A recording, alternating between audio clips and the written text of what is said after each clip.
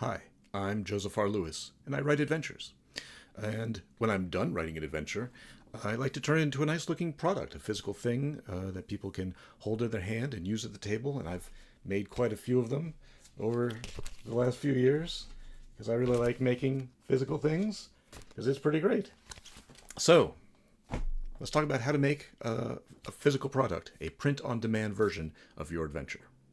When I finish making a product, I do two things. I make a PDF version for digital distribution, and then I make these other PDF versions for print distribution.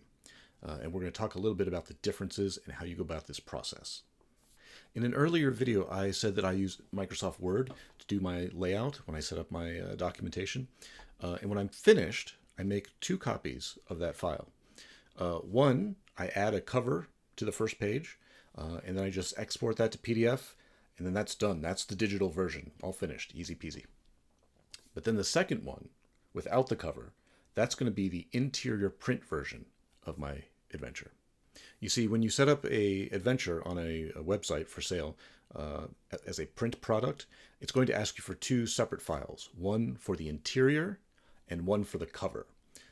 So we need to do both. And the interior, good news, is already finished. It's that final product, the final version that we already made, the digital one, just without a cover. So now that I have a finished interior file, that's all the pages from the cover page all the way to the back, the end of the adventure, and any appendices and indices. Once that's finished and final, I then go to the websites where I'm going to upload and create my print-on-demand version. And for me, those websites include DriveThruRPG, Amazon.com, Mixam, that's Mixam, and Lulu, Lulu. And on each of these sites, I need to make my own account. And then when I have my account set up, I need to set up an item, a publishing item for the adventure that I'm going to do, which I need to set up on each of one of these websites. Now, each of these websites looks completely different, but they all work in pretty much the same way. So first, you're going to walk through a series of forms, or one very long form, where you're going to fill out all sorts of very obvious information. Things like the title of your adventure, your name, your artist name, a description, maybe some keywords, whether it's in color or in black and white, what category it falls into, like high fantasy or sci-fi or horror, what language it's in, what price it's going to be, all those kinds of nuts and bolts and things. Maybe things that you've already thought of, maybe things you've never thought of before and didn't realize you needed to think of, but they will walk you through and ask you to fill out all these forms and all these pieces of identification so people can find your publication on their site. And then eventually the website is going to ask you to upload, again, two things, usually both in PDF. It's going to ask for the cover and the interior PDF files. So the interior is already done. We talked about that earlier, and it's always going to be the exact same file for every website. So that's the easy part. You can just keep uploading that same PDF version of your interior, just again from the cover page to the back page, no cover. I keep saying cover page. We also call that the title page, and we all know what that looks like. It looks like this. It's one of these kind of boring-looking pages that has the title and a description and maybe a tiny table of contents, maybe some credit information. So that's what I'm saying when I say cover page or title page. So we've uploaded our interior file. That was pretty easy. Same file again on every website. But now we need to do the cover, and the cover is going to be trickier. The website is going to ask you how many pages long your adventure is. So you just tell it, it's 24, 32, 64, however many pages it happens to be. The website needs to know that because then it's going to say, based on your page count, this is how big your cover needs to be.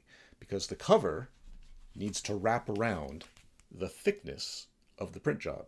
So if it's very thin, you just need this tiny little bit of extra on the side that it needs to calculate. If it's bigger, then it's going to need more material to go around the side.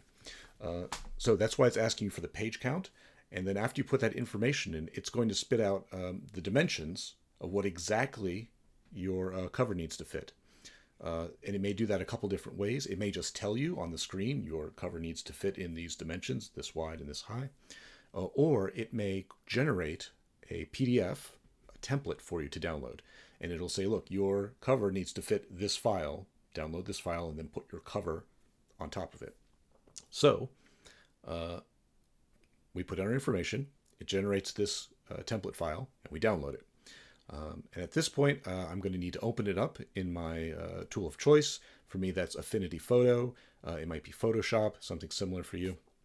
And then we need to start making our cover. I should point out that these template files might be wildly different from website to website. For example, the one that you get from Amazon is usually very simple and straightforward. It's just this tight little rectangle and says your cover must fit in this rectangle. The one that you get from DriveThruRPG is going to be much larger.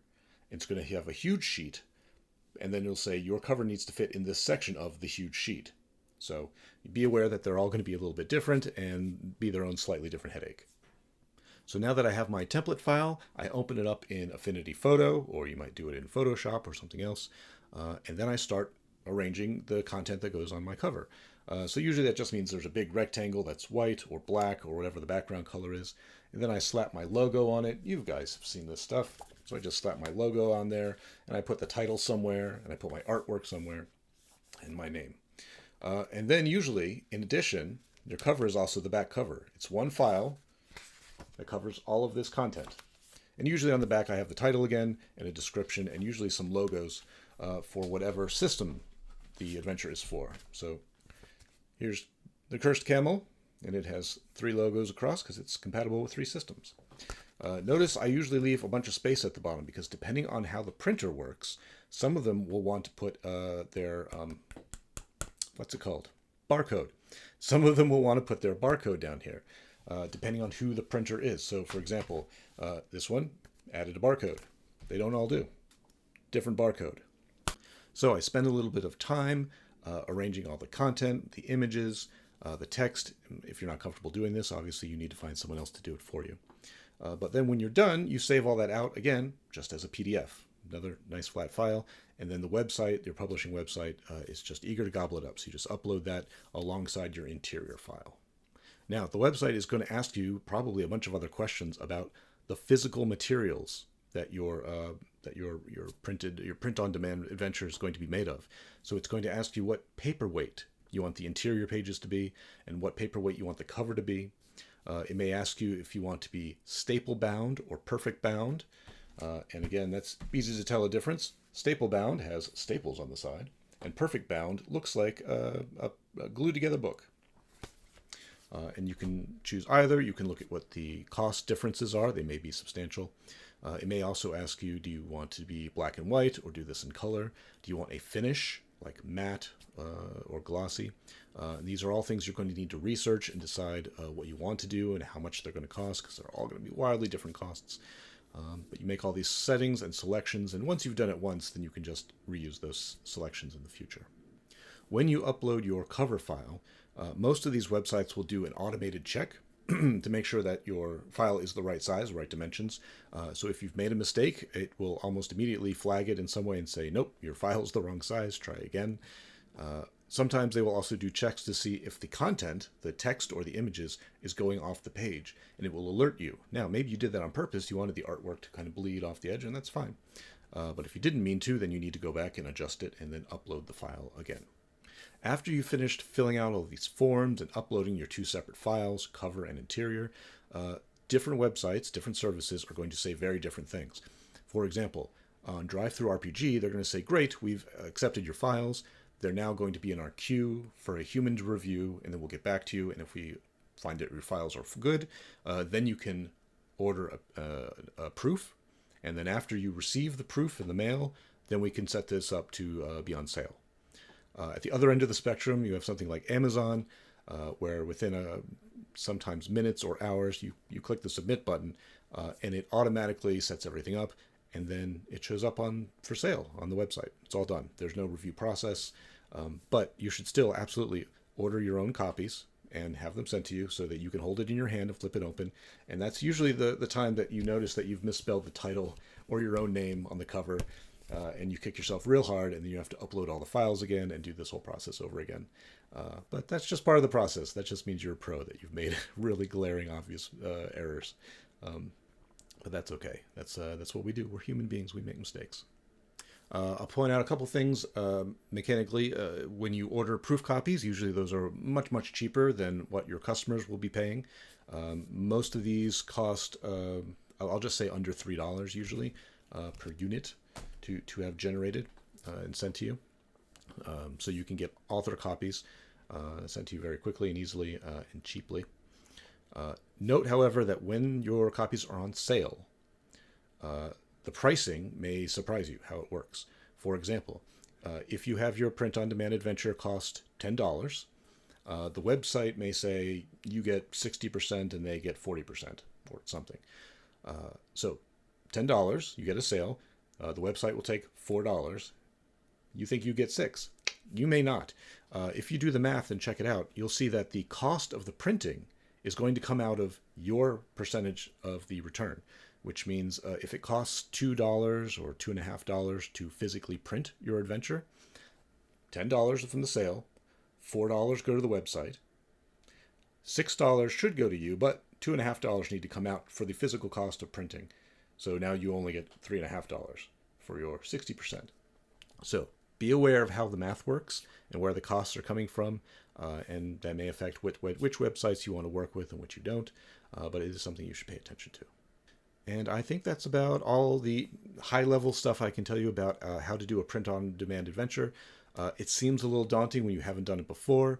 I think the first few times I did it, I spent a couple hours on a Saturday banging my head against these forms and trying to get the cover to be the right size.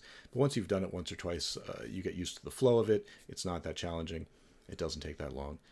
And at the end of the day, you get all these cool things that you can hold in your hand out to your friends, sell at a con, or whatever else it may be. It's very rewarding. I like making physical things, especially pretty physical things that have other people's artwork on them. So I highly encourage you to look into the process of how to make a print-on-demand adventure and try it out. So good luck out there.